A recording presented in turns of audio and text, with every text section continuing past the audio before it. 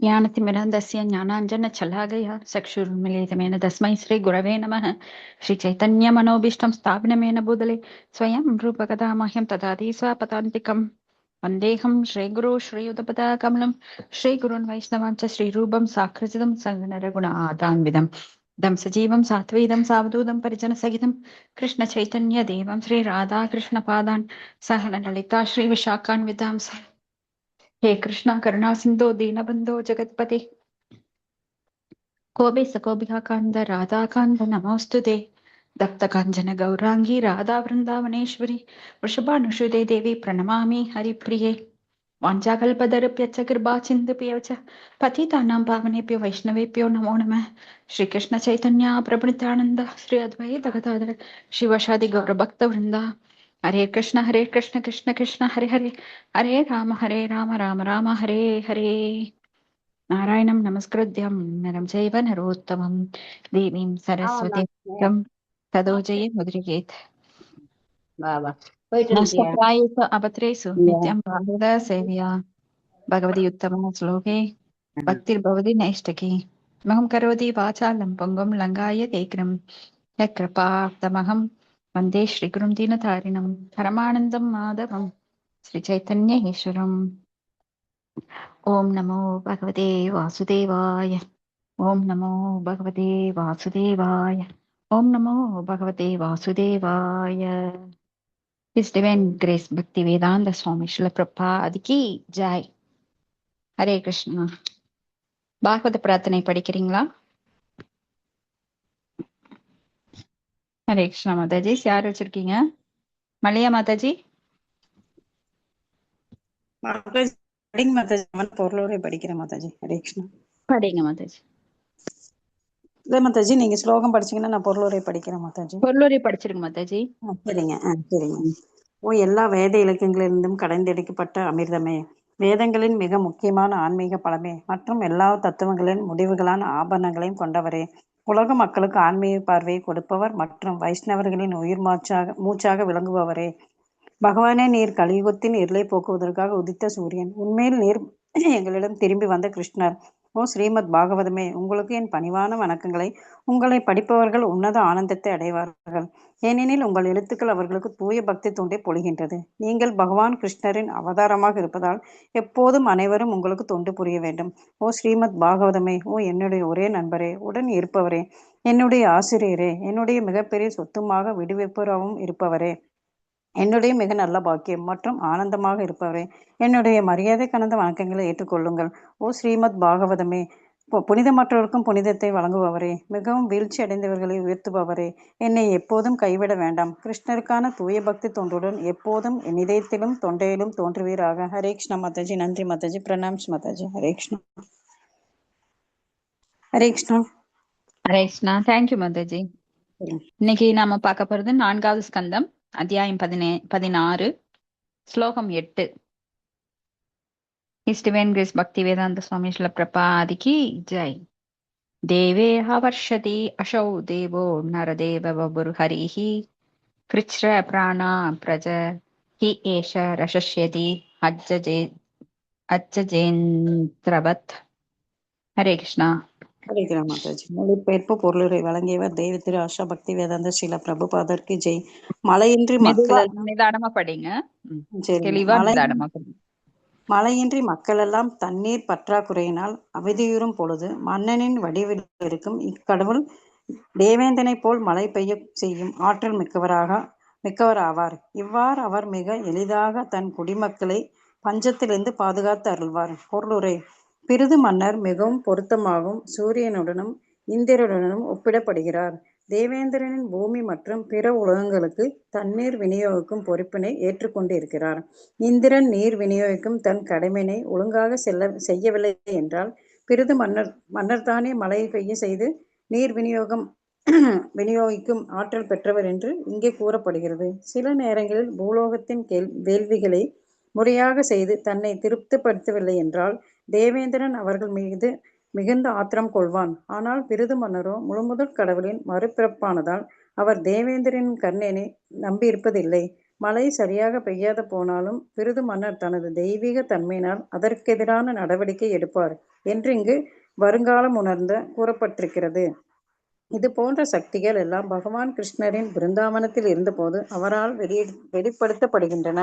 இந்திரன் பிருந்தாவனத்தின் மீது தொடர்ந்து 7 நாட்கள் கனமழை பெய்வித்த போது அங்கிருந்தோர் பகவான் கிருஷ்ணரின் கோவர்த்தனகிரியை குடையாக தூக்கி காத்தருளினார். இதனால் தான் பகவான் கிருஷ்ணர் கோவர்த்தனதாரி என்று அழைக்கப்படுகிறார். ஹரே கிருஷ்ணா மாதாஜி. நன்றி மாதாஜி. ஹரே ஹரே கிருஷ்ணா. கிருஷ்ணா. நன்றி. சோ இங்க வந்து வேணன் கொடூரமான ஒருத்தன். யாரோட பரம்பரையிலிருந்து வந்தவர்னா துருவர் பரம்பரையிலிருந்து வந்தவர். சோ அவரை வார்த்தைகளாலேயே சாபத்தினாலேயே முனிவர்கள் எல்லாம் சேர்ந்து கொன்று விடுகிறார்கள். அதுக்கப்புறம் வாரிசு இல்லாத நாட்டுல நிறைய திருடர்கள், திருட்டுத்தனம், கபடம், அந்த இதெல்லாம் பெருத்து அங்கெல்லாம் ரொம்ப மிகப்பெரிய அளவுல வந்தது. அதனால என்ன பண்ணாருன்னா வேணனோட பரம்பரை துருவ மன்னரிலிருந்து வந்ததனால் துருவ மன்னர் பகவானின் ஆசி பெற்றவர். அதனால அவர் மரபு அவ்வளவு சீக்கிரம் சோட போயிடாதுன்னு சொல்லி துருவனோட வாரிசான வேணன் அவனோட இறந்த உடலை கடைகிறார்கள். அந்த கடையும் போது முதல்ல பாவங்களின் சின்னமாக ஒருத்தன் வர்றான். அப்ப அவன் வந்து வேணனோட பாவங்களை எல்லாம் ஏற்றுக்கொள்கிறான். அடுத்து வந்தது வந்து பகவானே பிருத்து மன்னராக வெளிவருகிறார். இப்ப பிருத்து மன்னர் வந்து மிக உயர்ந்த நிலையில இருக்கிறார் அப்படிங்கிறத தவசிகள் கண்டுபிடிச்சு அப்ப இவர் வந்து நாட்டு மக்களை நன்கு காப்பாற்றுவார், ஏன்னா பகவானுடைய நேரடி சக்தி ஆவேச அவதாரமாக இருக்கிறார் அப்படிங்கிறத புரிஞ்சு அந்த ப்ரிடிக்ஷன் அவங்க வந்து எப்படி ஜோதிடர்கள் சொல்லுவாங்களோ அது போல இவர் இப்படியெல்லாம் பண்ணுவார் அப்படின்னு சொல்றாங்க. அதனால மக்கள் வந்து போற்றி புகழ்கிறார்கள் பிருத்து மன்னரை.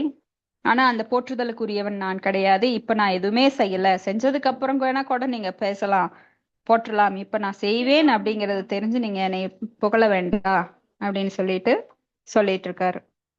அதுக்கப்புறம் இங்க என்ன மறுபடியும் அவங்க சொல்றாங்க அப்படின்னா, மழையின்றி தண்ணீர் பற்றாக்குறையினால் அவதியுறும் பொழுது, இப்போ மோசமான ஒரு மன்னன் ஆட்சி செய்யும் போது என்னாகும் அப்படின்னா அங்க வறுமை, பிணி, பட்டினி எல்லாம் நடக்கும். ஏன்னா மன்னன் எப்படியோ மக்கள் அவ்வளி. அப்ப அதர்மம் ஓங்கும் போது என்ன ஆகும்னா அவங்க சரியா அந்த யாக சக்கரத்தை பின்பற்ற மாட்டார்கள். நேற்றுதான் நம்ம படிச்சோம், அன்னாத் பவதி பூதானி பர்ஜன்யா தன்ன சம்பவக அப்படின்னு சொல்லி நம்ம பார்த்தோம்.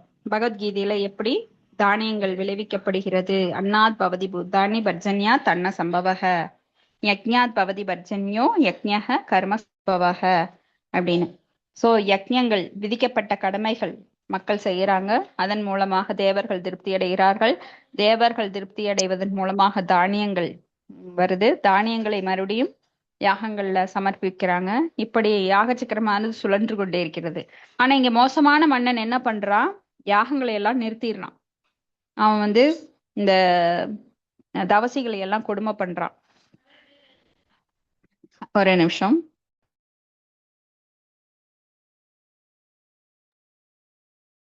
சோ இந்த மாதிரி கொடுமை பண்ணும்போது யாகங்கள் எல்லாம் நின்று போயிடுது. அதனால அங்க மழை இல்லை. மழையினால தண்ணீர் பற்றாக்குறை வருது. தண்ணீர் பற்றாக்குறை வர்றப்போ தானியங்கள் எல்லாம் விளைவிக்க முடியாது. இப்படி குடிமக்கள் எல்லாம் பஞ்சத்துல இருக்கிறாங்க. ஆனா இங்க பிருத்து மன்னர் வர்றப்போ அவர் வந்து இந்திரனுடன் ஒப்பிடப்படுகிறார். ஏன்னா இங்க தேவர்கள் தான் மழையை கொடுக்கணும், ஏன்னா அவங்க பகவானுடைய ஆசி பெற்றவர்கள், பகவானிட்ட இருந்து அந்த சக்தியை பெற்று பிறருக்கு அதை வழங்குகிறார்கள். அப்போ இங்க வந்து பிருத்து மன்னர் கடவுளுடைய அவதாரம் அப்படிங்கிறதுனால இவர் தேவர்களுடைய ஆசி இல்லாமலே கூட அவரால் மலையை தோற்றுவிக்க முடியும் அப்படின்னு முதலையே இவங்கெல்லாம் அதை உறுதிப்படுத்திக்கிறாங்க. அதனால அவரை பாராட்டும் போது என்ன சொல்றாங்கன்னா, தேவர்கள் ஆசி இல்லாமையே உங்களால மலையை கொடுக்க முடியும் அப்ப குடிமக்களை நீங்க நல்லா காப்பாத்துவீங்க, இப்படி எல்லாம் புகழ்றாங்க. உண்மையும் அதுதான். ஏன்னா தேவேந்திரன் ஒரு சமயம் ரொம்ப கர்வம் கொண்டு, நான் தான் மலையை கொடுக்க போறேன், என்னைத்தான் எல்லாம் வழிபடணும், யாகத்துல எனக்குத்தான் எல்லாம் கொடுக்கணும், யாகத்துல வந்து அந்த அவிர்வாகம் அதை வந்து எனக்கு தான் கொடுக்கணும் அப்படின்னு சொல்லி நினைச்சிட்டு இருந்தான். அப்ப இந்த பிருந்தாவன வாசிகள் என்ன பண்ணுவாங்கன்னா, யாகத்துல தேவேந்திரனை திருப்திப்படுத்துறதுக்காக ஆம், யசோதை, நந்த மகாராஜ் எல்லாரும் சேர்ந்து ஊர் மக்கள் எல்லாம் கூடி அவனுக்கு யாகம் பண்ணுவாங்க வருஷம் வருஷம். ஆனா பகவான் அவங்க மகனாக வந்த உடனே என்ன பண்ணாருன்னா, ஒரு 5 வயதுல, நீங்க எதுக்கு தேவேந்திரனுக்கு யாகம் பண்றீங்க, தேவேந்திரன் யாரு, அவருக்கு எங்கிருந்து சக்தி வருது, இந்த மாதிரி பல கேள்விகளை நந்த மகாராஜிட்ட கேட்கிறார். அப்ப தேவேந்திரன் தான் நம்மளுக்கெல்லாம் கடவுள், அவர்தான் நம்மளுக்கு மழையை தருகிறார், அவர்தான் நம்மளுக்கு எல்லா உணவை பசுக்களுக்கு வந்து உணவு தர்றாரு, பசுக்கள் ரொம்ப முக்கியமானது, இப்படியெல்லாம் தர்க்கம் நடக்குது. கிருஷ்ணருக்கும் நந்த மகாராஜுக்கும் தர்க்கம் நடக்குது. அப்போ தேவேந்திரன் தான் தர்றான்னா அவருக்கு மேல யாரும் கிடையாதா அப்படின்னு கேக்குறாரு. அவங்க அப்பாக்கு பதிலே சொல்ல முடியல. அந்த மாதிரி 5 வயசு பையன் இவ்வளவு கேள்விகளை கேட்க முடியுமா, தொலைச்சு தொலைச்சு கேக்குறாரு. அப்போ பகவான் இருக்கிறாரே, அவருக்கு ஏன் நீங்க பண்ணல அப்படின்னு கேக்குறார்.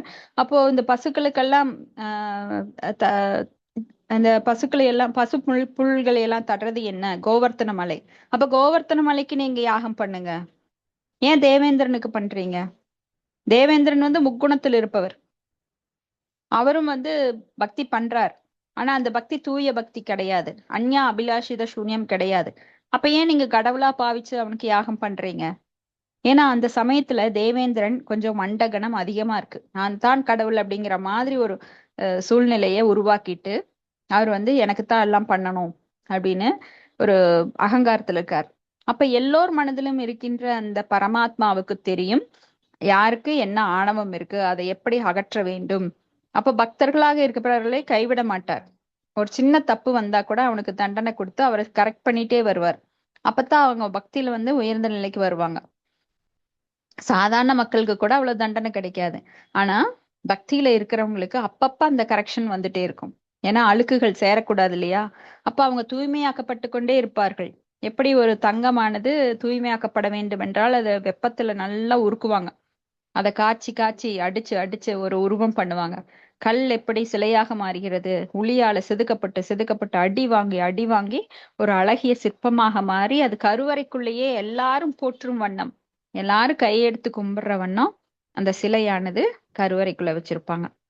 சோ அந்த அதுக்காக நம்ம ஒரு பண்பட வேண்டும் என்றால் நமக்கு நிறைய அடி விழுகும், நிறைய திருத்தங்கள் வரும், அப்பதான் நாம கரெக்ட் ஆவோம். அது பகவானுக்கும் தெரியும். அந்த மாதிரி இங்க தேவேந்திரனுக்கு அவர் வந்து ஒரு தேவேந்திரனுடன் ஒரு லீலை பண்றார். அப்ப தேவேந்திரனை கரெக்ட் பண்ணணும். எப்படி கரெக்ட் பண்றது? அவங்க அப்பாட்ட சொல்றார், நந்த மகாராஜிட்ட சொல்றார், நீங்க அவனை வழிபட வேண்டிய அவசியம் கிடையாது. கோவர்த்தன மலை அது வந்து பகவானுடைய ஹிருதயத்தில் இருந்து அன்பு அன்பு எப்படி வெளிப்படுகிறதோ அப்படி அன்பாக வெளிப்பட்டு அது வந்து கோவர்த்தனமாக மாறியது. அந்த கோவர்த்தனத்தை நீங்க வழிபட்டா போதும். அதுதான் நம்மளுக்கு பசுக்கள் கொடுக்குது, குகைகள் இருக்கு, அந்த பால், அந்த பசுக்கள் எல்லாம் அந்த புல்லை மேய்ந்து நமக்கு பால் கொடுக்குது, அது தயிர் ஆகுது, அது வெண்ணெய் ஆகுது, இன்னும் பல பொருட்கள், பால் பொருட்களை நாம செய்யறோம். அது தானியங்களை கொடுக்குது, பல குகைகள் இருக்குது, அந்த குகைகள்ல போய் இவங்க எல்லாம் ஒளிஞ்சு விளையாடலாம். மக்கள் எல்லாம் வந்து பாதுகாப்புக்கு அங்க அண்டுவாங்க. அங்க அருவிகள் இருக்கு, ஆறு சிற்றாறுகள் இருக்கு, குடிக்க நல்ல நீர் வழங்குது, கனிமங்கள் இருக்குது அதுல, இப்படி எல்லாமே அதுல இருக்கு. அப்ப அதை கும்பிடாம நீங்க ஏன் கும்பிடுறீங்கன்னு அப்பாவை வந்து ஒரு கன்ஃபியூஸ் பண்ணி அவரை ஒரு கன்வின்ஸ் பண்ணி அப்புறம் யாகத்தை வந்து கோவர்த்தன மலைக்கு நடத்துவாங்க. அப்ப இந்திரன் மேல இருந்து பாக்குறான், இங்க இந்த சின்ன பையன் பசுமாடு மேய்க்கிற ஒரு பையன் சொல்லி இந்த நந்த மகாராஜா எனக்கு யாகம் செய்யாம இப்படி பண்ணிட்டானே, இவனுக்கு நான் தண்டனை கொடுக்கணும். அப்ப ஊர் மக்கள் எல்லாம் சேர்ந்து தானே பண்ணீங்க, உங்க ஊரைவே வெள்ளத்துல அடிச்சு உங்களை எல்லாம் பழி வாங்குற பாரு, நீங்க எல்லாம் இறக்க போறீங்க பாரு அப்படின்னு பெரிய ஒரு மலையை, மலைனா மலை அவ்வளவு பெரிய மலை, எப்படின்னா அந்த பிரளயம் வரும்போது ஆழி அலைகள் தோன்றும் இல்லையா, அது மாதிரி அப்படியே புயல் காற்று, பெரிய பெரிய மழை துளிகள், அது வந்து ஒவ்வொரு துளியும் வந்து மாம்பழம் சைஸ்ல இருக்குமா. அது வந்து மேல விழுந்தா எப்படி இருக்கும், அவ்வளவு பெயினா இருக்குமா, பெயின்ஃபுல்லா இருக்குமா. அந்த மாதிரி மலையை தோற்றுவித்தான். அந்த மலை மேகங்களுக்கு பேரு, அஹ், ஒவ்வொரு மேகங்களுக்கும் ஒவ்வொரு பேர் இருக்கும்.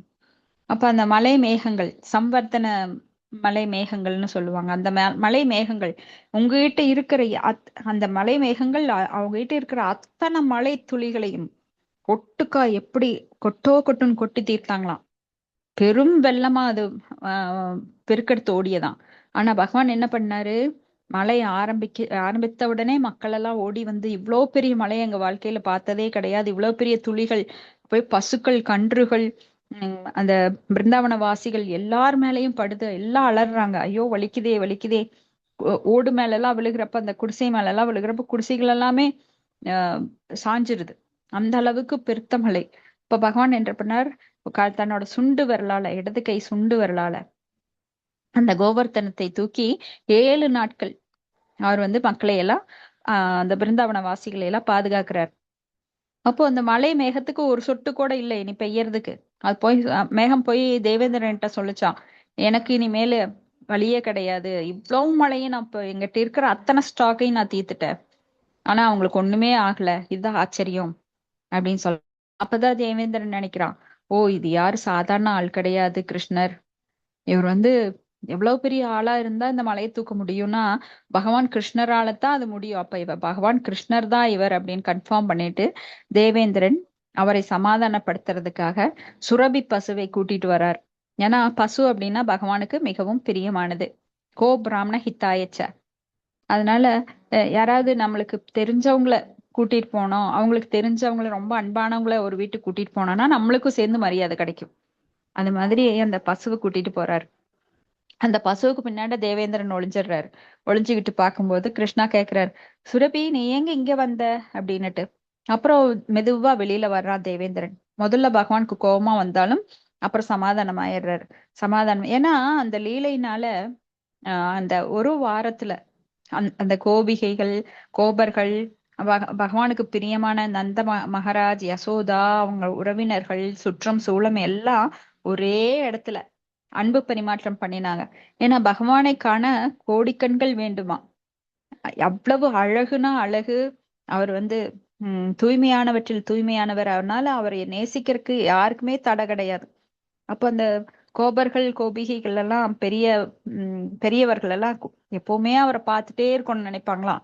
ஆனா கடமை இருக்கிறதுனால அவங்களுக்கு எப்பவுமே பார்க்க முடியாது. ஆனா இந்த 7 நாட்கள் எந்த கடமையுமே இல்லை யாருக்குமே.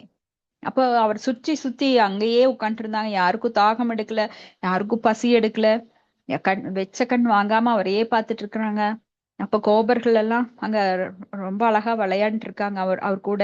அவர் ஒரு கையில தூக்கிட்டு இருந்தப்போ கூட, நாங்கெல்லாம் தூக்குறோம், எங்கனாலதான் கிருஷ்ணர் தூக்குறாரு அப்படின்னு சொல்லி கிருஷ்ணரோட நண்பர்கள் சுதாமா அவங்க எல்லாம் சொல்றாங்க.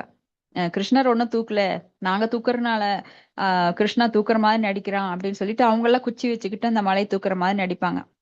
அப்போ யசோதா என்ன சொல்லுவாங்க, ஏன்டா என் பையனை இப்படி படுத்துறீங்க, பாவம் அவனுக்கு கை வலிக்குமே அப்படின்னு. இல்ல இல்ல நாங்கள் தூக்கிட்டு இருக்கோம் பாருங்க அப்படின்னு சொல்லுவாங்க. அப்புறம் கோபிகைகள் எல்லாம் பாட்டு பாடி ஆனந்தமா கிருஷ்ணரை சுத்தி சுத்தி எல்லாம் டான்ஸ் ஆடுவாங்க. அப்போ பெரியவங்க எல்லாம் ரொம்ப மகிழ்ச்சியா எல்லாரும் ஆனந்தமா உட்காந்து பேசிட்டு இருப்பாங்க. ஆனா யசோதைக்கு மட்டும் என் பையனுக்கு கை வலிக்குமே, அவனுக்கு பசிக்குமே அப்படிங்கிற எண்ணம் இருந்துட்டே இருந்தது.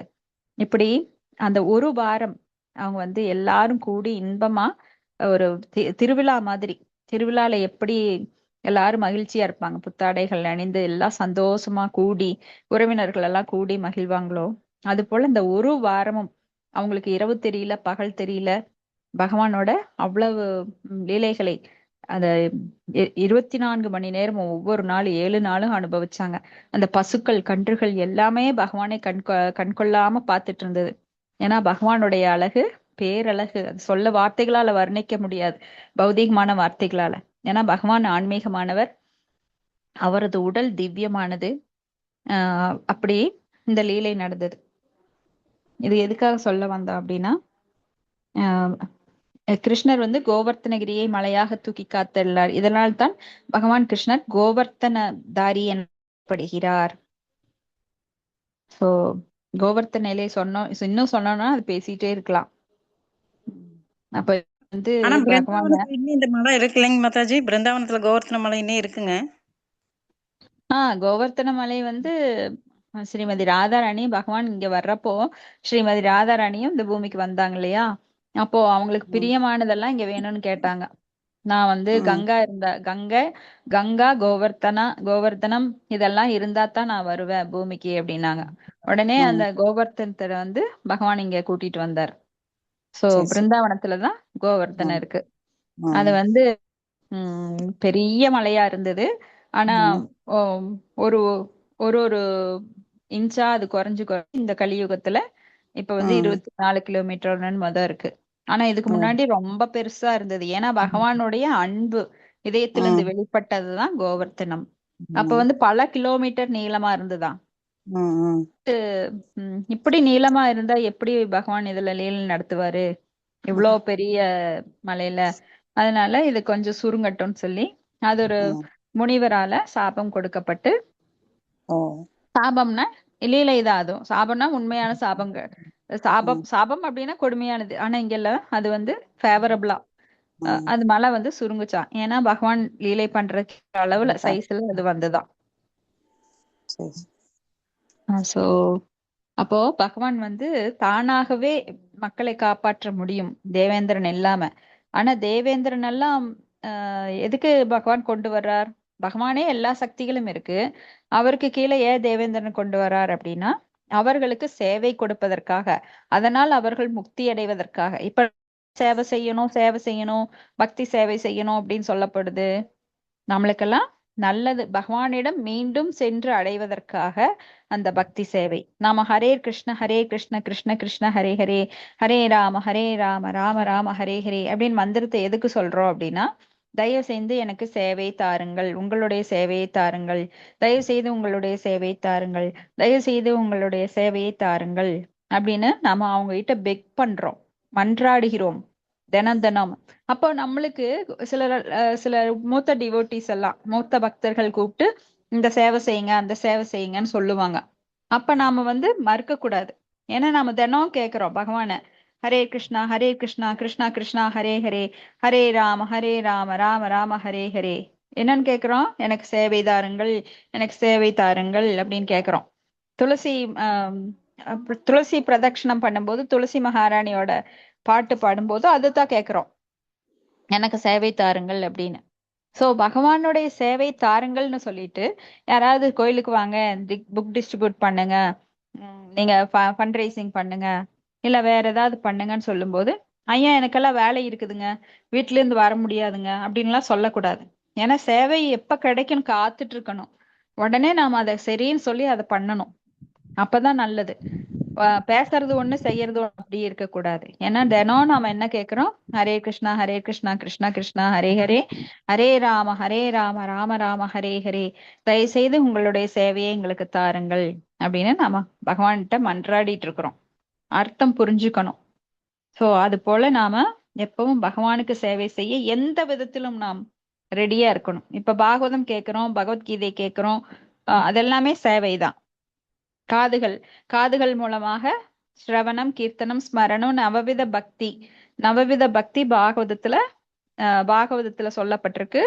சோ நவவித பக்தி நாம செஞ்சுட்டு இருக்கோம். அதனால எந்த விதத்திலாவது நாம் வந்து பகவானுக்கு சேவை செய்ய வேண்டும். அப்ப கேட்பதன் மூலமாகவே நாம் சேவை செய்ய முடியும். சோ இந்த இந்த ஸ்லோகத்துல இருந்து நம்மளுக்கு என்ன தெரிய வருது?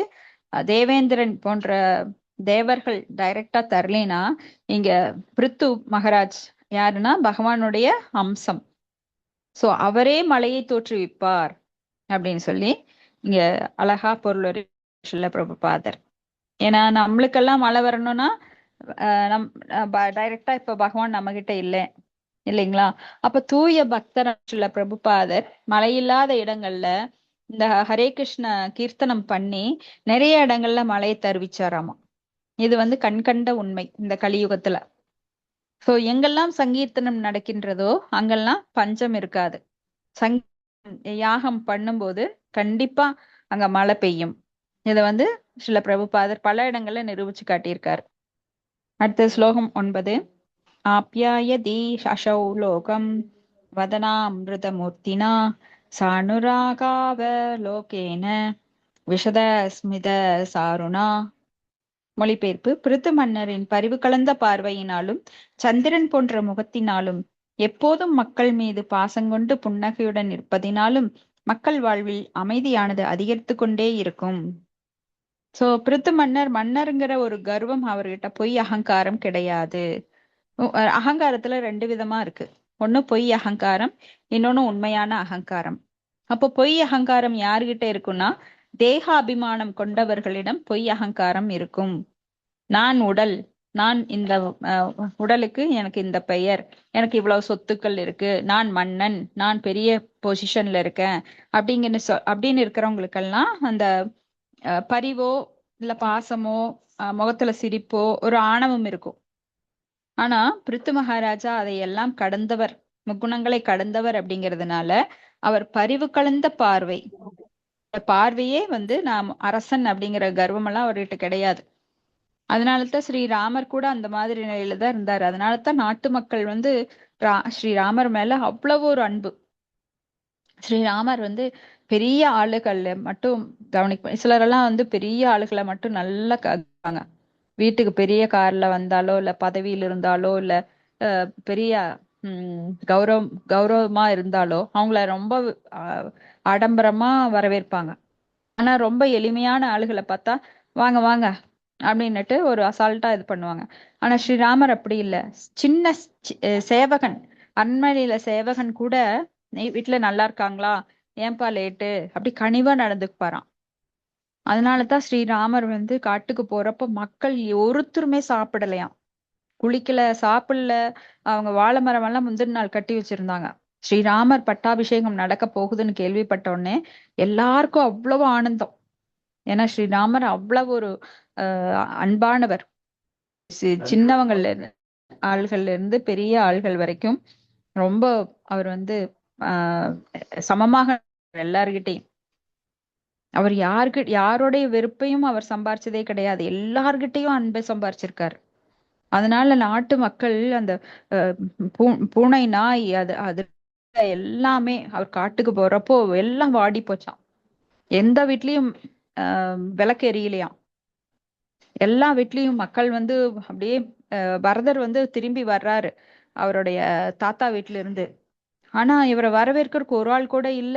ஆனா மக்கள் எல்லாம் பாக்குறாரு, யாருமே அவருக்கு மூஞ்சி கொடுத்து சிரிக்க மாட்டேங்கிறாங்க. ஒரு மாதிரி முறைக்கிறாங்க, உருன்னு இருக்கிறாங்க. என்ன நடந்தது? எல்லார் வீட்லயும் அலங்கோலமா இருக்கு, கோலமெல்லாம் போட்டிருக்கு, ஆனா அழிச்சு வச்சிருக்கிறாங்க, எந்த வீட்லயும் தீபம் எரியல. இவருக்கு ஒண்ணுமே புரியல. அப்புறம்தான் போன உடனே தெரியுது, தன்னுடைய தாய் வந்து ஸ்ரீராமரை காட்டுக்கு அனுப்பியிருக்கா அப்படின்னு சொல்லி தன்னோட தாயவே அவர் வந்து ரொம்ப திட்டுறாரு. உன்னை கொல்ல போறேன்னு சொல்றாரு. அப்ப சத்ருக்கன் அவர் வந்து தடுத்துடுறாரு. பரதரை வந்து தடுத்துடுறாரு. வேண்டாம், இந்த செயல் வந்து ஸ்ரீராமருக்கு பிடிக்காது, நீ அப்படி கொன்னேன்னா இன்னும் நீ அவருடைய வெறுப்ப சம்பாரிச்சிருவ அப்படின்னு சொல்லி சமாதானப்படுத்துறார். சோ இந்த மாதிரி ஒரு ராஜா மிக அன்பை வெல்லக்கூடியவராக, மக்களின் அன்பை வெல்லக்கூடியவராக இருக்க வேண்டும். அவங்க வெறுப்பை சம்பாதிக்க கூடியவரா. இப்பெல்லாம் என்ன மக்கள் வந்து எந்த நிலையில இருக்கிறாங்கன்னா, வெறுப்ப நிறைய மனசுல வச்சிருக்காங்க ஆட்சியாளர்கள் மேல. ஏன்னா அவர் வந்து ரொம்ப ஓட்டு வாங்குறப்பதான் ரொம்ப பணிவா கூள கும்பிடு போட்டுட்டு வருவாங்க. ஓட்டு வாங்கி பீடத்துல அமர்ந்த உடனே அவங்களுக்கெல்லாம் ரொம்ப தலகணம் அதிகமாயிரும். அப்புறம் யாரையும் விசிட் பண்ணவே மாட்டாங்க, எங்கேயும் போய் விசிட் பண்ண மாட்டாங்க. அதுக்குள்ள சந்து பொந்தெல்லாம் பூதை ஓட்டு கேட்பாங்க. ஆனா பெரிய சாலைகள்ல தான் அதுக்கப்புறம் போவாங்க. அவங்களுக்கு வந்து அங்க மலர்கள் போட்டு வரவேற்பாங்க சில போலி ஆட்கள். அந்த மாதிரி இன்னைக்கு இருக்குது. அதுக்கு அடுத்தது ஸ்லோகம் 10. அவ்வக்தவர்த்தமைச நிகூட காரியோ கம்பீராவே உபகுப்த வித்தக அனந்த மகாத்மிய குணைகதாமா பிருது வேதா இவ சம்ருதாத்மா. ஹரே கிருஷ்ணா. மாதாஜி படிக்கிறேங்க. அக்கலைகள் தொடர்ந்து கூறினார் இம்மன்னர் கலைஞர்கள் கலைஞர்கள் கலைஞர்கள் தொடர்ந்து கூறினார் இம்மன்னர் பின்பற்றும் கொள்கைகள் என்னவென்று எவராலும் புரிந்து கொள்ள முடியாது. அவரது செயல்கள் அனைத்தும் மிகவும் ரகசியமானவை. மேலும் அவர் எவ்வாறு தனது அனைத்து செயல்களும் வெற்றி பெற செய்கிறார் என்று யாராலும் அறிந்து கொள்ள முடியாது. அவரது நீதி குவியல் எப்போதும் யாரும் அறியாததாக இருக்கின்ற ஒன்றாகும். அளவற்ற பெருமைகளுக்கும் நற்குணங்களுக்கும் அவரே உறைவிடமாக திகழ்வார். வர்ண பகவானை பிறர் காண வட்டாது கடல் எவ்வாறு சூழ்ந்து மூடி இருக்கிறதோ அதுபோல் இவரது நிலையும் யாரும் அறியா வண்ணம் பாதுகாக்கப்பட்டு மூடப்பட்டு இருக்கும். ஹரே கிருஷ்ண மாதாஜி. நன்றி மாதாஜி. ஹரே கிருஷ்ணா. பொருளுரை இருக்குங்க மாதாஜி. இருங்க, பொருளுரை சாரி. படிங்க. சரி. ஒவ்வொரு பூதத்திற்கும் ஒரு ஆதிபத்திய தேவதை உண்டு. வருணன் அல்லது பிரதேச கடலின் ஆதிபத்திய தேவன் ஆவான். உயிரில்லாதது போல் தோன்றும் கடலானது அதன் நீருக்கடியில் பல்வேறு உயிர்களை வாழ வைத்து கொண்டிருக்கிறது என்பது தெளிவு. ஆழ்கடலின் அடியிலிருந்து அரசிற்கு வர்ணனே மன்னன் ஆவான். இருப்பினும் கடலுக்கடியில் என்ன நடக்கிறது என்று சாதாரணமாக ஒருவன் அறியாதது போல் மன்னர் பிறிது தன் செயல்கள் அனைத்தையும் எப்படி வெற்றிகரமாக்குகிறார் என்பது யாருக்கும் தெரியாது. பிறிது மன்னனின் அரசியல் பாதையானது மிகவும் ரகசியமானது. அவரது வெற்றிக்கு காரணம் அவரது அளவற்ற நற்குணங்களின் உறைவிடமாக திகழ்வதுதான். இச்லோகத்தில் உபகுப்தா வித்தகா என்னும் சொல் மிகவும் முக்கியத்துவம் வாய்ந்ததாகும். இது பிருது மன்னரின் தன்னிடத்தே ரகசியமாக காத்து வைத்திருக்கும் செல்வங்களின் அளவு என்னவென்று எவரும் அறியப் போவதில்லை என்று குறிப்பிடப்படுகிறது. மன்னர்கள் மட்டுமல்லாமல் ஒவ்வொருவரும் தாம் கடினமாக உழைத்து பெற்ற பணத்தை ரகசியமாக பத்திரப்படுத்தி வைத்திருக்க வேண்டும். அப்போதுதான் உரிய காலத்தில் அப்பணத்தை நல்ல காரியங்களுக்கு செலவிட முடியும். இக்கலியுகத்தில் அரசனிடம் அல்லது அரசாங்கத்திடம் நன்கு பாதுகாக்கப்பட்ட களஞ்சியங்கள் ஏதுமில்லை. மாறாக அவர்களிடம் இருக்கும் செல்வம் எல்லாம் தாளில் அச்சடித்து காற்றுக்கு விடப்படும் பணக்கட்டுகளே ஆகும். ஒரு சிக்கலான சூழ்நிலையில் அரசனது தாள்கள் அச்சடித்து செயற்கான பணவீக்கத்தினை ஏற்படுத்துகிறது. இச்செயற்கை பணவீக்கம் பொருள்களின் விலைகளை அதிகரிப்பதனால் குடிமக்களின் வாழ்க்கை நிலை மிகவும் துன்பமயமாகிறது. தனது பணத்தை ரகசியமாக பாதுகாத்து வைப்பது ஒரு பழைய முறையாகும். இம்முறையினை நாம் பிருது மன்னரின் காலத்திலும் கடைபிடிக்கப்பட்டு வந்துள்ளதை பார்க்கிறோம். தனது களஞ்சியத்தினை பிறர் அறியாதவாறு பாதுகாப்பது மன்னனுக்கு எவ்வாறு உரியதோ அதுபோல் குடிமகனும் தான் வருந்தி உழைத்து பெற்ற பணத்தை ரகசியமாக பாதுகாப்பதை உரிமையாக கொள்ள வேண்டும். இச்செயல் முறைகளில் எந்தவித தவறும் கிடையாது. அனைவரும் வர்ணாசிரம தர்மத்தின் பயிற்சி பெறுதல் வேண்டும் என்பதே இதன் கருத்தாகும். அப்போதுதான் பணமானது வீணாக செலவழிக்கப்படாத நற்காரியங்களுக்கு மட்டுமே செலவழிக்கப்படும். ஹரே கிருஷ்ணா மாதாஜி. நன்றி மாதாஜி. ஹரே கிருஷ்ணா. நன்றி மாதாஜி. சோ அந்த காலத்துல மன்னர் எப்படி ஆட்சி செஞ்சார் அப்படின்னா, களஞ்சியங்கள் நெற்களஞ்சியம் இருக்கும். அது போல பணம் சேர்த்து வைக்கிறதுக்காக பணக்கிடங்கு, அந்த சேமிப்பு கிடங்கு இருக்கும். அதுல எல்லாம் பாத்தீங்கன்னா தங்கம், வெள்ளி, வைர வைடூரியங்கள் இதெல்லாம் கோவில்கள்ல, இப்ப பத்மநாப சுவாமி கோயில்ல பாத்தீங்கன்னா அந்த காலத்துல அரசர்கள் அவ்வளவு சேர்த்து வச்சிருந்தாங்க. இன்னைக்கு இப்ப கூட அது ரகசியமாக வெளிப்படுத்தப்பட்டது. நிறைய தங்க ஆபரணங்கள், வைர வைடூரியங்கள் போன்றவையெல்லாம் அங்க இருந்தது. அப்ப அந்த காலங்கள்ல கோயில்களை வந்து அந்த பாதுகாப்பு பெட்டகங்களாகவும் யூஸ் பண்ணினாங்க. அப்போ அந்த நெற்களஞ்சியங்கள்ல வந்து இன்னைக்கு கூட பழைய நெற்களஞ்சியங்கள் பார்க்கலாம். அப்போ அந்த களஞ்சியங்கள்ல போடப்படுகின்ற அந்த நெல்லானது கெடவே கெடாது. அதெல்லாம் அப்பவே சயின்டிபிக்கா எப்படி அத பாதுகாத்தாங்கன்னு தெரியல. இன்னைக்கும் தஞ்சாவூர் எல்லாம் போனீங்கன்னா நம்ம பார்க்கலாம். அந்த சோழர்கள், தஞ்சாவூர் மன்னர்கள் அவங்கெல்லாம் எப்படி நெற்களஞ்சியங்கள் அதை உண்டு பண்ணியிருக்காங்க அப்படின்னு. ஏன்னா அதுல போடப்பட்டது வந்து அவ்வளவு பாதுகாப்பா இருக்கும். அது பஞ்ச காலங்கள்ல எடுத்து மக்களுக்கு விநியோகம் பண்ணுவாங்க. இப்படி இங்க வந்து பிருத்து மன்னர் எப்படி தனது காரியங்களை வெற்றிகரமாக ஆக்குகிறார் அப்படிங்கிறது யாருக்குமே தெரியாது. அந்த அளவுக்கு அவர் ரகசியமா எல்லாம் பண்ணினாரு. ஏன்னா இது வந்து அவர் தன்னை பெருமை சாற்றிக் கொள்வதில்லை. நான் இப்படி பண்ணினேன் அப்படி பண்ணினேன். இன்னைக்கெல்லாம் அரசியல்வாதிகள் என்ன சொல்லுவாங்க, செய்யாத உடனேயே நான் அப்படி பாலம் கட்டினேன், இந்த பாலம் கட்டினேன், அந்த திட்டம் தீட்டினேன், இதை பண்ணினேன் அதை பண்ணினேன்னு ஓட்டு வாங்குறப்ப அவ்வளவு பெருமை பேசுவாங்க. நாங்கெல்லாம் இவ்வளவு செஞ்சோம் அவ்வளவு செஞ்சோம். நானும் ஒண்ணுமே செஞ்சிருக்க மாட்டாங்க, இல்லாததெல்லாம் சொல்லிக்குவாங்க. ஆனா இவர் வந்து ரொம்ப ரகசியமா இருந்தார். ஆனா எல்லாமே அவருக்கு வெற்றிகரமா இருந்தது. அப்போ இங்க வந்து ஒவ்வொரு ஒவ்வொரு பூதத்திற்கும் ஆதிபத்திய தெய்வம் இருக்கு. இப்போ வருணன் பிரசேதா கடலின் ஆதிபத்திய கடலோட தெய்வம் வந்து வருணன். அப்போ பூமிக்கடியில பல உயிர்கள் வாழ்ந்து கொண்டிருக்கிறது. அப்ப வருணன் அந்த கடலுக்கு அடியில என்ன நடக்கிறதுங்கிறது சாதாரணமா யாருக்குமே தெரியாது. எல்லாருமே போய் கடலுக்கு அடியில பாக்குறோமா? கிடையாது. அப்ப கடலுக்கு அடியில பாத்தீங்கன்னா பல எரிமலைகள் இருக்கு, பல இமயமலையை விட பெரிய பெரிய மலைகள் அதுக்குள்ள இருக்கு, பல உயிரினங்கள் இருக்கு, பல நவரத்தினங்கள் அந்த கடலுக்கு அடியில, அரிய பொக்கிஷங்கள் சங்கு போன்றவை இருக்கு, பல உயிரினங்கள் இருக்கு. அது போல அவ்வளவு ரகசியமா கடல்ல என்ன நடக்குதுன்னு உள்ள ஆழ்ந்த ஆழ்கடல்ல என்ன நடக்குதுன்னு யாருக்குமே தெரியாது. அது போல பிருத்து மன்னரோட செயல்கள் எப்படி வெற்றிகரமாகுது அப்படிங்கிறது யாருக்குமே புரியாது. ஏன்னா அவரோட அரசியல் பாதை ரொம்ப ரொம்ப ரகசியமானது. அவரது வெற்றிக்கு காரணமே அவர் அளவற்ற நற்குணங்களின் உறைவிடமாக திகழ்வதுதான். ஒரு ராஜா வந்து எவ்வளவு ஒரு நல்லவரா இருக்காரோ அவ்வளவு வெற்றி அங்க கிடைக்கும். ஏன்னா அவர் ஊழல் பேர் வழியாக இருந்தால், அவர்கிட்ட நிறைய மாசுக்கள் இருந்தால், அது எல்லாமே யாரை பாதிக்கும்? அடி லெவல்ல கடைநிலை மக்களை கூட அது பாதிக்கும். உயர் நிலையிலிருந்து கடைநிலை வரைக்கும் அது பாதிக்கும்.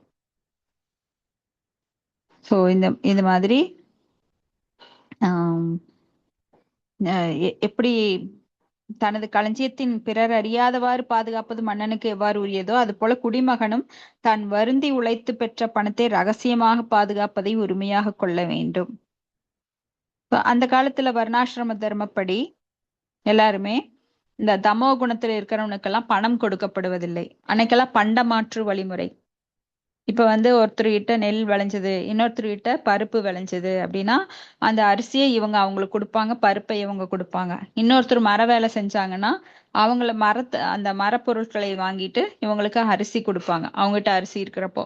இவங்க இப்படி பண்டமாற்று முறை மூலமாக பசு வேணும் அப்படின்னா இவங்க ஏதாவது அதுக்கு தானமா கொடுப்பாங்க, அப்புறம் பசுவை இவங்க வாங்கிக்குவாங்க.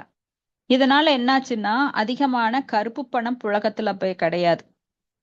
ஆனா இப்போ வெறும் காகித நோட்டுகளை அச்சடித்து மக்கள் அதை வந்து பொதுவாக புழங்குவதனால நிறைய கருப்பு பணத்தை மக்கள் ஒளிச்சு வச்சு அதை வந்து சட்டப்புறம்பாக அதை பயன்படுத்துகிறார்கள்.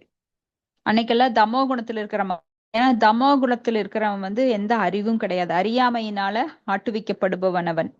அவங்கிட்ட ஃபுல்லா அறியாமை இருக்கும். அப்ப பணத்தை எப்படி யூஸ் பண்றதுன்னு கூட அந்த முட்டாளுக்கு தெரியாது, ஏன்னா அறிவு கிடையாது அவனுக்கு. சோ தமோ குணத்தில் இருக்கிற அந்த சூத்திரர்கள் அவங்களுக்கெல்லாம் என்ன பண்ணுவாங்கன்னா விவசாயிகள் இல்ல முதலாளிகள் அவங்களுக்கெல்லாம் தானியமா தருவாங்க. இது நம்ம காலத்துல கூட அப்பா காலத்துல தாத்தா காலத்துல பார்த்திருப்போம். அவங்களுக்கெல்லாம் பணமா தர மாட்டாங்க, அவங்களுக்கு வந்து பொருளா தருவாங்க. ஒரு தோட்டத்திலேயோ இல்ல ஒரு மில்லுலயோ குடியிருக்கிறவன் அந்த தமோ குணத்துல இருக்கிற ஆளுக்கு அவங்க வந்து பணமா தர மாட்டாங்க. அவனுக்கு வேணுங்கிற பெட்ஷீட்டு, அவனுக்கு வேணுங்கிற சமையல் பொருள், அவனுக்கு வேணுங்கிற உணவு, சம்டைம்ஸ் உணவு கூட அவங்களே சமைச்சு தந்துருவாங்க. சோ அவனுக்கு வேற எந்த தேவையுமே இருக்காது. ஆனா இப்ப என்ன பண்றாங்கன்னா தமோ குணத்தில் இருக்கிற மக்களுக்கு பணமா கொடுக்கும்போது அந்த பணத்தை எப்படி செலவழிப்பது அப்படிங்கறது கூட தெரியாம அவன் சாராய கடையிலயும் மதுக்கடை மாமிச கடையில உட்காந்துக்கிறான். சோ மாமிசம் மது எல்லாம் மது நிறைய போட்டுட்டு என்ன பண்றான்னா சாராயத்தை குடிச்சிட்டு வீட்டுல போய் பெண்களை அடிக்கிறது, குழந்தைகளை துன்புறுத்துறது, அவங்க கிட்ட இருக்கிற பணத்தை பறிச்சுக்கிட்டு மறுபடியும் அவன் அந்த டாஸ்மார்க் போவான்.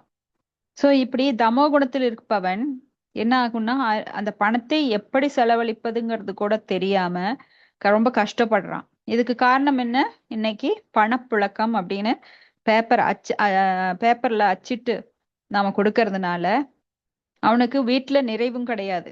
அவன் வீட்டுல போனீங்கன்னா நல்லா சம்பாதிப்பான், ஆனா தானியங்கள் இருக்காது, வறுமையில இருப்பான். ஏன்னா எல்லாத்தையும் குடிச்சு குடிச்சு அழிச்சிருப்பான். ஈவன் தமோ குணத்தில் இருக்கிற பெண்கள் கூட இன்னைக்கு அந்த குடியினால சீரழியறாங்க. அந்த லோ கிளாஸ் அந்த ஏரியால எல்லாம் போனீங்கன்னா அந்த பெண்கள் கூட குடிப்பாங்க. அந்த அளவுக்கு இன்னைக்கு மோசமா இருக்கு நாடு. அதனாலதான் இங்க ஸ்ரீல பிரபுபாதர் சொல்றார், பணமானது நற்காரியங்களுக்கு மட்டும் செலவழிக்கப்பட வேண்டும் அப்படின்னா அது வந்து பண்டமாற்று முறை மிகச்சிறந்த முறை. ஆனா இப்போ காகிதங்கள் அச்சிடுறதுனால, பணமாக அச்சிடப்படுவதனால நிறைய கருப்பு சந்தைகள் நல்ல வளம் பெற்று இன்னைக்கு கள்ளச்சந்தைகள் உருவாகி கொண்டிருக்கிறது. அதனால நாம பல துன்பங்களை அனுபவிக்கிறோம். கண்ணுக்கு தெரியறதில்ல யாருக்குமே அது. ஸ்லோகம் 11. दूरासतो दुर्विशेष आशन्नो अयि विदु विदुरवत् नैवापि भवितुं शक्यो वेनारति वेनारणी उत्थितो अनलः. ஹரே கிருஷ்ணா. ஹரே கிருஷ்ண மாதாஜி. படிக்கிறேங்க மாதாஜி. வேற அறக்கட்டையில யாராவது இருந்து இல்லைங்களா? வேற யாராவது படிக்கிறாங்களா கேட்டுக்கோங்க. ஹரே கிருஷ்ண மாதாஜி. வேற யாராவது படிக்கிறா படிங்க மாதாஜி. ஹரே கிருஷ்ணா. சரி, நீங்களே படிங்க மாதாஜி. மொழிபெயர்ப்பு. அறக்கட்டையிலிருந்து தீ பிறப்பது போல மன்னன் வேணனின் இறந்த உடலிலிருந்து பிறிது மன்னர் பிறந்தார். அதனால் மன்னர் பிறிதுவும் நெருப்பு போன்றே விளங்குவார். அதனால் அவரது எதிரிகள் யாரும் அவரை நெருங்க முடியாது. உண்மையில் அவரது பகைவர். அவர் வெல்ல முடியாத சக்தியை உடையவர். அவர் அருகே இருந்தாலும் கூட அவரை எதிரிகளினால் அணுக முடியாது என்பதோடு கூட அவர் தொலை தூரத்தில் இருப்பது போன்று உணர்வார். பிறிது மன்னரின் வலிமையினை உலகிலுள்ள யாராலும் வெல்ல முடியாது. பொருளுரை. அறக்கட்டையானது ஒன்றோடு ஒன்று உராய்ந்தால் தீயினை உண்டாகும். வேள்வியின் யாக மாதாஜி, அரணிக்கட்டை. என்னங்க மாதாஜி? அரணிக்கட்டைன்னு படிங்க. அரணிக்கட்டையானது ஒன்றோடொன்று உராய்ந்தால் தீயினை உண்டாக்கும். வேள்வினை யாக குண்டத்தில் நெருப்பு உண்டாக்க அரணிக்கட்டைகளை பயன்படுத்துவார். இறந்த தந்தையின் உடலிலிருந்து பிறந்த போதிலும் பிறிது மன்னர் நெருப்பை போன்றே விளங்குவார். நெருப்பு எவ்வாறு பிறரால் நெருங்க முடியாதோ அதுபோல மன்னர் பிறிதுவும் அவர்களுக்கு அங்கே இருப்பது போல் தோன்றினாலும் அவர்களால் அவரை நெருங்க முடியாது. ஹரே கிருஷ்ணா மாதாஜி. நன்றி மாதாஜி. ஹரே கிருஷ்ணா. ஹரே கிருஷ்ணா. நன்றி மாதாஜி. சோ நெருப்பு போல அவர் மிகவும் மென்மையானவராகவும் நேர்மையானவராகவும் மக்களிடம் அன்பு கொண்டவராக இருந்தாலும் எதிரிகளால் அவரை நெருங்க முடியாத அளவு நெருப்பு போன்று இருக்கிறார். சோ எல்லா இடத்துலயும் ஒரே மாதிரி இருக்க மாட்டாங்க. இடம், பொருள், ஏவல், காலம் அதையெல்லாம் கருத்தில் கொண்டு ஒரு மன்னர் எப்படி இருப்பாரோ, ஏன்னா மன்னர் சத்துவ குணத்திலும் இருப்பார். சத்திரியர்களுக்குரிய குணம் எது? ஹரே கிருஷ்ணா. ரஜோ தமோ ரெண்டும் சேர்ந்தது. தமோ இல்ல மாதாஜி, போர் புரிவது. சத்துவகுணம் ரஜோகுணம் வரும். தமோ குணம் கடைசியில இருக்கிறவங்களுக்கு, சூத்திரர்களுக்கு தான் பொருந்தும். அது போல வைஷ்யர்கள் அவங்களுக்கும் தமோ குணம் இருக்கும். ஆனா சத்திரியர்களுக்கு ரஜோகுணமும் சத்துவ குணமும் இருக்கின்றது. சத்துவ குணம் அதே மாற்றி சொல்லிட்டேன். அதாங்க.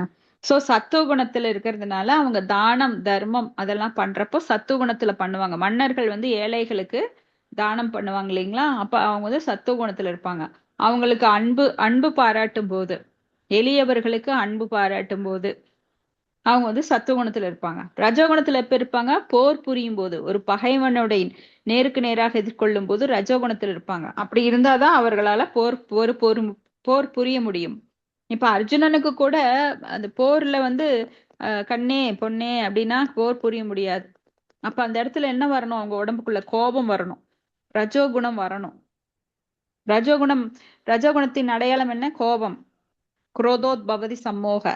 நம்மளுக்கெல்லாம் வர்ற கோபத்தினால ஒரு பிரயோஜனம் கிடையாது. ஆனா ஒரு போர் புரியவனுக்கு கோபம் வந்தாத்தான் போர் புரிய முடியும். அதனாலதான் அந்த கோபத்தை அர்ஜுனனுக்கு தூண்டுகிறார் பகவான் கிருஷ்ணர். நீ போர் புரி, கோபம் கொண்டு அவர்களை தாக்கு அப்படின்னு.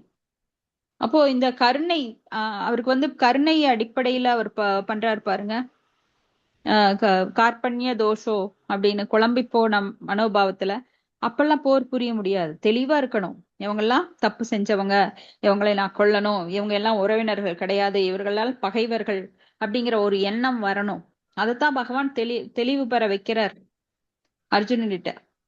அது போல இங்க பிருத்து மன்னர் நெருப்பை போன்றிருப்பாராம் எதிரிகளிடம். அடுத்த ஸ்லோகம் 12.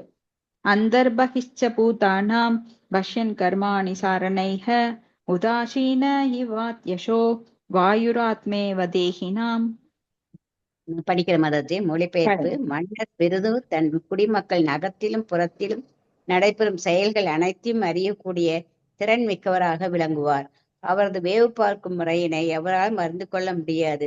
தன்னை பிறர் புகழ்ந்தாலும் அல்லது இகழ்ந்தாலும் இரண்டையும் அவர் சமமாகவே கருதுவார். அவர் உயிர்களை இயக்கும் உயர் சக்தியான காற்றை போன்றவர். காற்று ஒருவன் உடலிலும் வெளியிலும் இருக்கும். அதோடு அது எல்லோருக்கும் சமமாகவே இருக்கும். ஹரே கிருஷ்ணா. ஹரே கிருஷ்ணா. தேங்க்யூ மாதாஜி.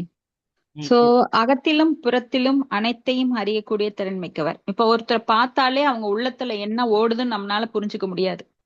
பிருத்துமன்னர் பகவானுடைய அம்சம் அப்படிங்கிறதுனால பரமாத்மா எப்படி உள்ளிருந்து அனைத்தையும் தெரிந்து கொள்கிறாரோ அது போல பிருத்துமன்னரும் தெரிஞ்சுக்குவாராம். இவங்களை பார்த்தாலே அவங்க மனசுல என்ன ஓடுது, அவங்க இதயத்துல என்ன ஓடுது ஆள் மனசுல அப்படிங்கிறது. இந்த வேவு பார்க்கும் முறை வந்து யாருக்குமே புரிஞ்சுக்க முடியாது, தெரிஞ்சுக்க முடியாது. அது போல துவந்தங்கள் அற்றவர். இப்ப புகழ்ந்தால் அவங்களுக்கு அப்படியே எடுத்து பரிசு வழங்குறதோ, இகழ்ந்தால் அவங்க மேல கோவப்பட்டு ஏதாவது, இப்பெல்லாம் வந்து மினிஸ்டர்களை புகழ்ந்தா அவங்க என்ன பண்ணுவாங்கன்னா அவங்க ரொம்ப சந்தோஷப்பட்டு அவங்களுக்கு ஏதாவது காரியம் பண்ணுவாங்க. இது வந்து வஞ்ச புகழ்ச்சி கூட நிறைய பேர் பண்ணுவாங்க. ஆனா அவங்களுக்கு புரியாது இவங்க வந்து நம்மளை புகழ்கிறார்கள் அப்படின்னு நினைச்சுக்குவாங்க. ஆனா ஏதாவது ஒரு காரியத்துக்காக அவங்கள புகழ்வாங்க. இதுல நிறைய வேஷதாரிகள் இருக்கிறாங்க. அப்போ இகழ்ந்தாங்க அப்படின்னா அவங்க காதுக்கு போச்சு அப்படின்னா உடனே இன்கம் டேக்ஸ் ஆபீஸ்ல இருந்து வருவாங்க ரெய்டுக்கு. இந்த மாதிரி நான் பார்த்திருக்கேன் நிறைய பேரு. சோ அவங்கள வந்து இகழும் போது அவங்களால பொறுத்துக்கவே முடியாது. இதுதான் வந்து பொய் அகங்காரம் அங்க வேலை செய்யுது. சோ இகழ்ச்சி புகழ்ச்சி இரண்டிற்கும் அப்பாற்பட்டவராக, இருமைக்கு அப்பாற்பட்டவராக இங்க பிருத்து மகாராஜா விளங்குகிறார். புகழ்வதாலோ இகழ்வதாலோ, இப்ப நாம புகழ்ந்தா ஓஹோ அப்படின்னு ரொம்ப மனசுக்குள்ள சந்தோஷம் இருக்கும். இகழ்ந்தா அப்படின்னா உடனே மூஞ்சி தொங்க போட்டுருவோம். அந்த அந்த மாதிரி பக்தர்கள் இருக்கவே கூடாது. இகழ்ச்சியோ புகழ்ச்சியோ எல்லாம் உரியது கண்ணனுக்கே. சர்வம் கிருஷ்ணா அர்ப்பணம். என்னை புகழ்ந்தாலும் இகழ்ந்தாலும் எல்லாம் உரியது கண்ணனுக்கே அப்படின்னு சொல்லிட்டு போயிட்டே இருக்கணும். அப்ப அது மாதிரிதான் அவர் ரெண்டையும் சமமா கருதினார். அப்போ உயிர்களை இயக்கும் உயர் சக்தியான காற்றை போன்றிருந்தார். ஏன்னா காற்று வந்து ரொம்ப அவசியமானது. இந்த பிரபஞ்சத்துக்கும் சரி நம்ம உடலுக்கும் சரி காற்று ரொம்ப அவசியமானது. அது மாதிரி எல்லார்கிட்டையும் சமமாகவே எப்படி காற்றானது எல்லார்கிட்டையும் சமமாக இருக்கிறதோ அது போல பிருத்து மகாராஜா எல்லார்கிட்டையும் சமமா இருந்தாரு. காற்று வந்து நான் உங்ககிட்ட வீச மாட்டேன், நீ ரொம்ப மோசமானவன் அதனால உனக்கு ஆக்சிஜன் தர மாட்டேன், நான் கார்பன் டை ஆக்சைடு வெளியேற்ற மாட்டேன், இப்படியெல்லாம் யார்கிட்டையும் சொன்னது கிடையாது. எப்படி சூரியனானது எல்லாருக்கும் சமமாக, மழையானது எல்லாருக்கும் சமமாக பெய்கிறதோ, சூரியன் எல்லாருக்கும் சமமாக ஒளி கொடுக்கிறதோ, அது போல பிருத்து மகாராஜா எல்லாருக்கும் சமமா இருந்தார். ஸ்லோகம் 13. நாதட்டன்யம் தண்டயதி ஏஷ சூதம் ஆத்ம திவிஷாம் அபி தண்டயதி ஆத்மஜம் அபி தண்டயம் தர்ம பதே ஸ்திதஹ. மொழிபெயர்ப்பு. இம்மன்னர் எப்போதும் அறத்தின் வழியிலேயே பயணம் செய்பவராதலால் அவர் தனது மைந்தனின் பகைவனிடம் நடுநிலையிலே இருப்பார்.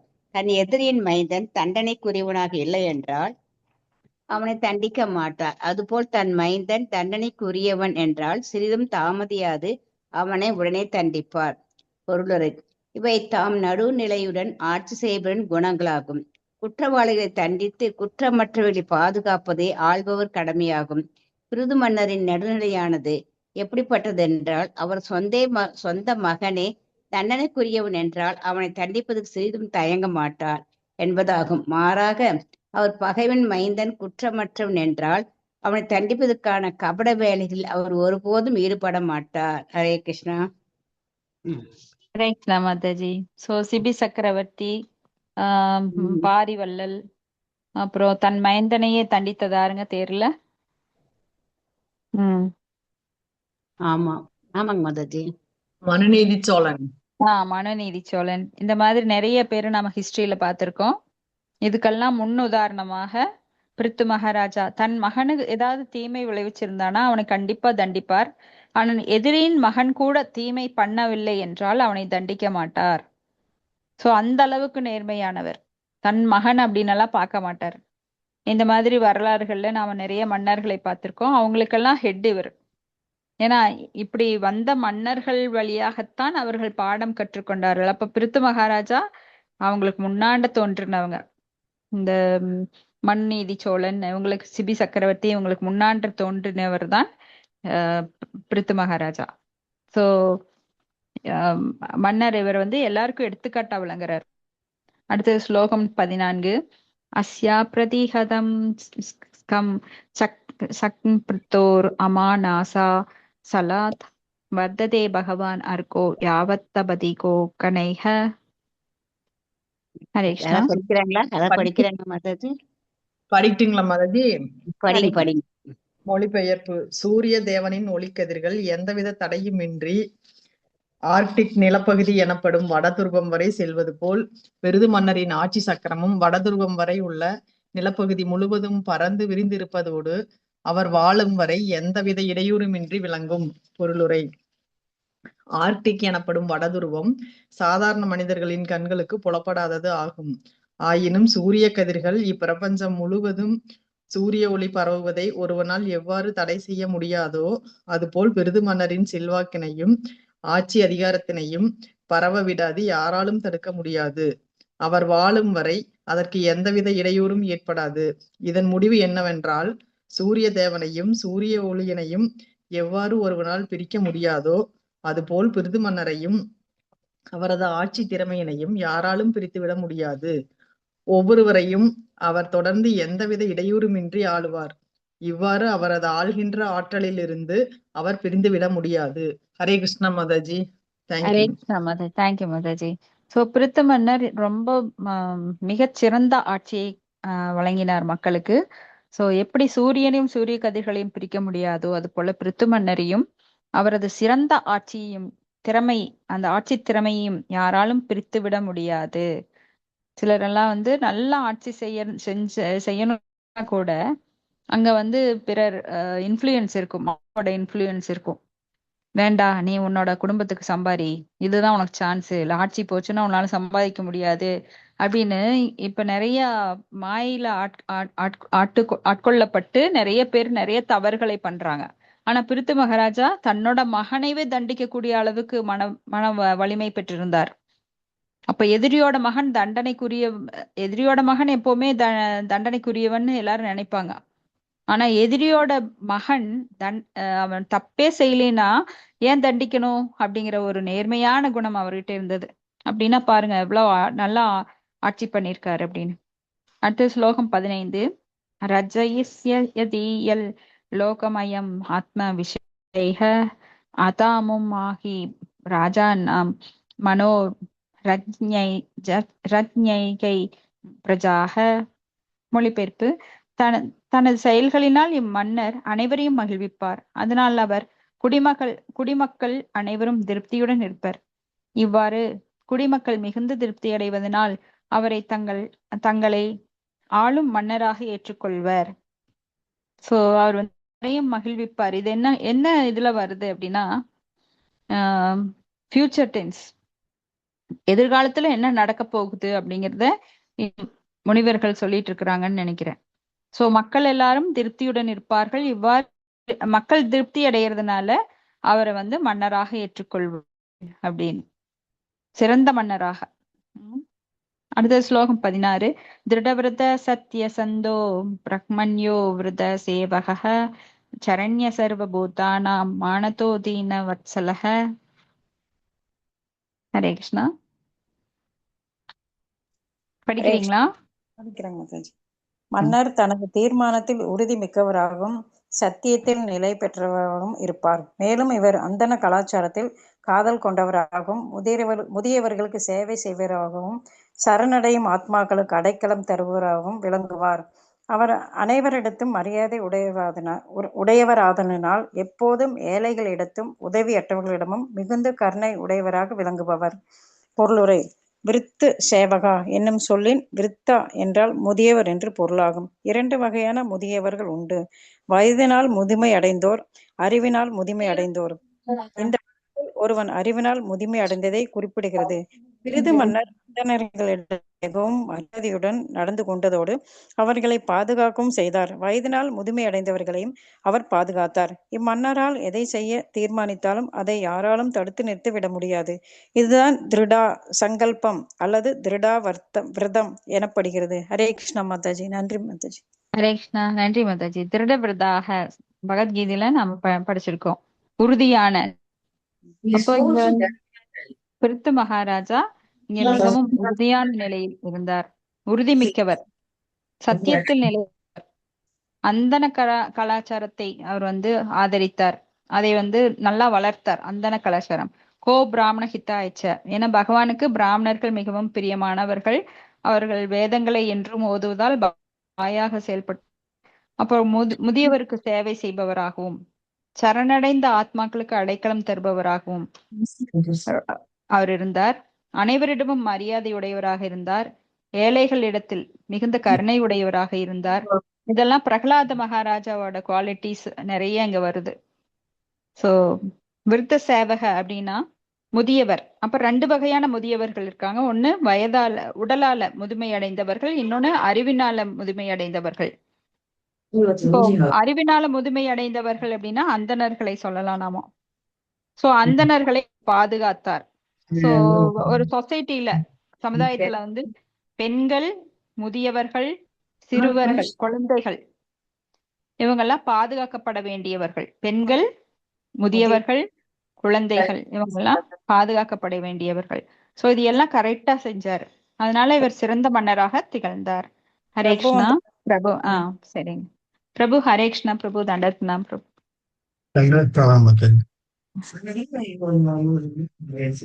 அது ஷேர் பண்ண முடியுமா?